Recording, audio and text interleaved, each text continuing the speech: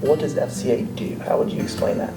A lot of what FCA does is that it tries to engage, equip, and empower young people to become disciples and then therefore make disciples themselves. And so we get the opportunity to be with kids right on their home turf and to pray specifically into the place where they spend the most of their time and the people that they're surrounded by on a consistent basis so that they might go and impact those around them. Tell me a little bit about how do you see the Lord at work through the ministry that you have at FCA?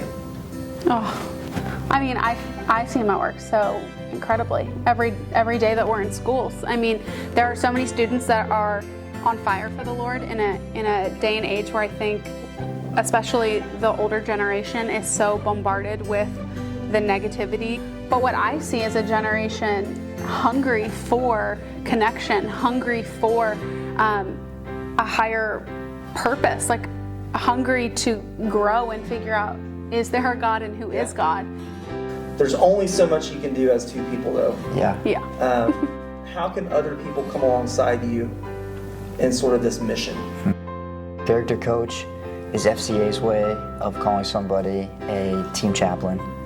And a team chaplain can function in a number of different capacities. That could be the spiritual leader of a team, or that can just be a regular face that shows kids that somebody intentionally desires to participate in their sport. And a mobilized volunteer is someone that commits to coming to one of our huddles at whichever, let's just use Hilton Head Middle and Hilton Head High as an example, at our huddles on Friday or Thursday mornings, and they come, either they bring food or they just come and help with crowd control or respect or setting an example, setting the tone, leading from the front, all those kind of things, and just being another body that consistently shows up and alleviates some of that off of us so that we can obviously still be involved, but maybe have the ability to be involved more intentionally because we're not spread so thin. If you don't feel like you're someone that wants to be one of our volunteers or character coaches, I mean, kids show up when there's food.